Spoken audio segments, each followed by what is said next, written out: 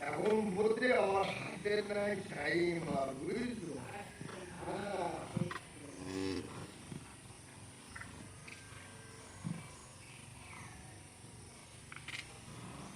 আর ভুবনের দাদা মেন ঘটনা হচ্ছে একদিন